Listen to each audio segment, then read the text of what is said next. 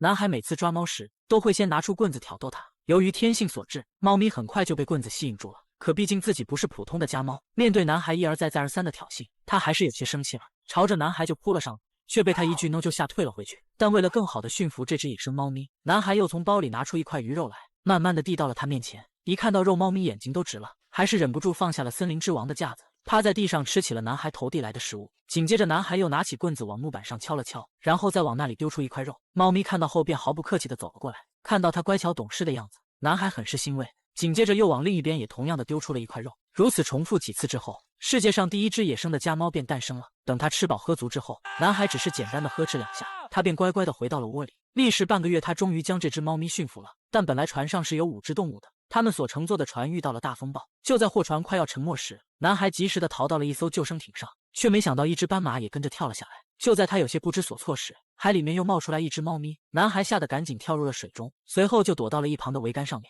可水里面毕竟还有鲨鱼，见猫咪不在，男孩就想爬到船上来，却没想到船舱里面又钻出来一只猎狗。这下可好，又多了一个吃肉的家伙，他又只能躲回到了桅杆上面。好在猎狗有些晕船，一时半会也拿自己没办法。突然，男孩好像听到远处有什么东西在叫唤，循着声音望去，没想到竟是一只狒狒。随后善良的男孩便将它救了上来。就这样，他和几只动物开启了流浪之旅。可食草动物和食肉动物在一起，必定会掀起一场你死我活的斗争。猎狗先是把目标瞄向了威胁最大的男孩，可男孩手里的木棍让他毫无办法，急得四处乱窜。于是他又将目标转向了受伤的斑马。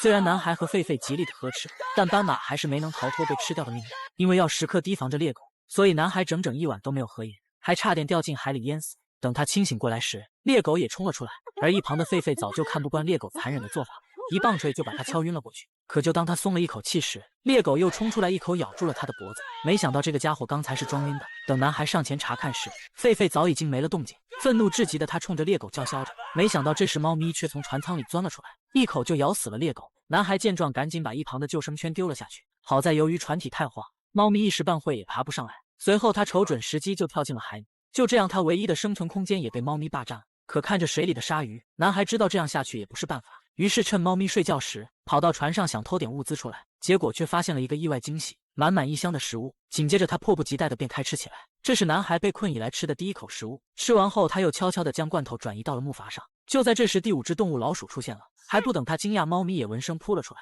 好在船舱的帆布卡住了他的爪子，可好奇的男孩竟想要上去和他打招呼。猫咪见状，直接从船舱的另一头钻了出来，而老鼠出于本能对猫科动物的恐惧，便爬到了男孩身上。没想到男孩却直接将它丢给了猫咪，自己则顺势回到了木筏上。可一只小小的老鼠，猫咪哪里吃得饱？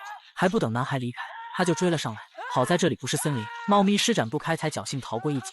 可男孩知道，等船上的动物被他吃完，迟早就会轮到自己，在这里坐以待毙根本就不是办法。于是他先写下一封求救信，放到瓶子里，随后再抛向大海，希望有路过的船只能看到，然后再拿出先前找到的海上生存手册，学习上面的生存技巧。幸运的是，他还在上面找到了如何和猛兽相处的方法，那就是要建立属于自己的地盘。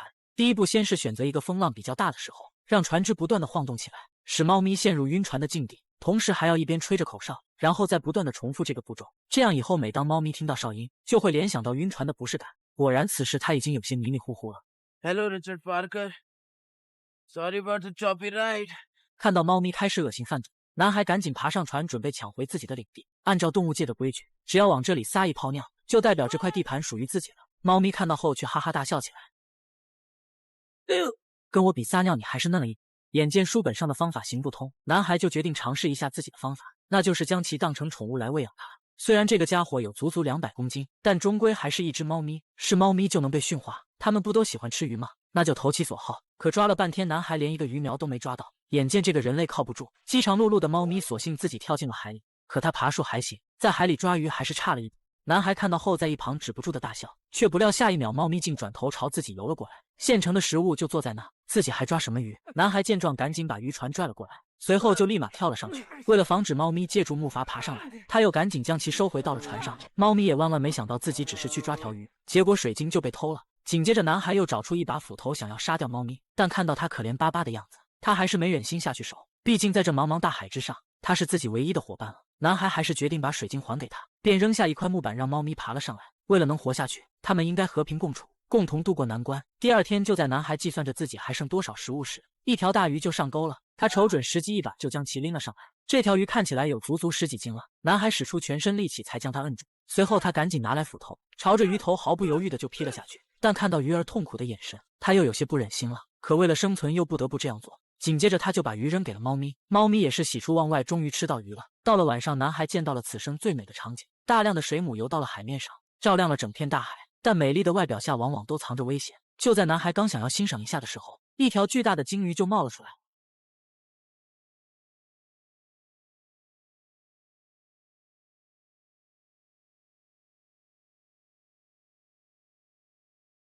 掀起的海浪直接把男孩冲进了水里，与之一起的还有他仅剩的食物。第二天，饥饿的男孩偷偷的跑到船上，想要搜点物资出来，却不料下一秒一条鱼径直砸到了他脸上。当他转头望去，只看见无数的飞鱼正朝他们袭来。不愧是主角，换成旁人早就饿死了。猫咪看到后马不停蹄的就张开了大嘴，吃不完根本就吃不完。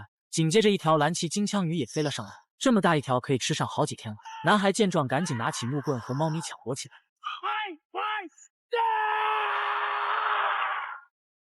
强大的气势竟真的吓退了他。猫咪看到他如此勇猛，也是心生畏惧，便跑到一旁默默地捡地上的鱼吃。男孩见状就决定要彻底降服他。等到船上的飞鱼被猫咪吃完后，他便拿出了自己一直舍不得吃的金枪鱼，随后就利用食物慢慢地驯化了它。一人一猛兽也终于迎来了和平共处的一天，但同时他们又不得不面临一个新的问题，那就是如何回到陆地上。这天海面上突然出现了一艘轮船，男孩见状赶紧拿出信号枪来，可由于距离太远，轮船根本就没注意到。即使他打完了所有的信号枪，最终也没等来救援。日子就这样一天天的过去。虽然男孩终于建立了属于自己的地盘，但长期的漂流让他已经渐渐的分不清现实与梦境了。他会时常在水里看到一群动物以及自己的女友，可灾难总是不期而至。一场巨大的风暴以毁灭之姿袭来，承载他们生命的渔船就像一片孤叶，只能任由海浪将其掀来覆去。看到猫咪痛苦挣扎的样子，男孩怒斥上天。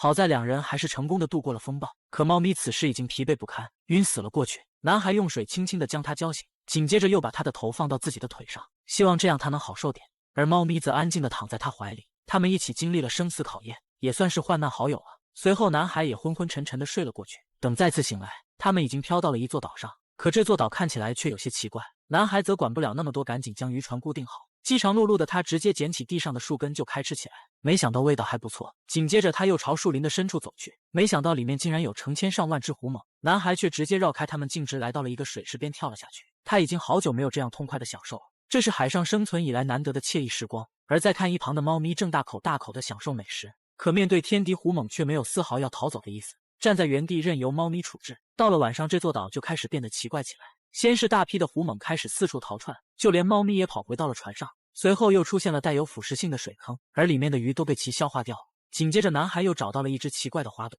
掰开一看，里面竟然有一颗人类的牙齿。他来不及多想，以为这里是食人岛，第二天就装了满满一船的食物，带着猫咪离开了这里。但这里真的是食人岛吗？历经千辛万苦，他们终于到达了陆地。而猫咪下船后先是伸了一个懒腰，随后便头也不回地朝丛林里面走去。男孩本以为他会好好的跟自己告别，可直到猫咪消失在视野里，他也没有等来这一刻。随后自己就被路过的渔民救走了。在路上他痛哭流涕，但并不是因为获救后的激动，而是想不到猫咪如此轻易的便离开了自己，连告别都没有。明明他们一起同过生死，共过患难，但故事真的是这样吗？这可是获得过奥斯卡金像奖的电影，它的深度远不止此。长大后的男孩又讲述了另一个版本，和他同船的并不是动物，而是人。那只斑马其实是水手，跳下来时摔断了腿，而狒狒是自己的母亲。那只猎狗是船上的厨师。开始所有人为了生存都相处得很融洽，可渐渐船上的食物越来越少，最疯狂的事情便发生了。厨师为了活下去，当即决定要杀掉受伤的水手。男孩的母亲见状想要上前阻止，却也惨遭厨子的毒手。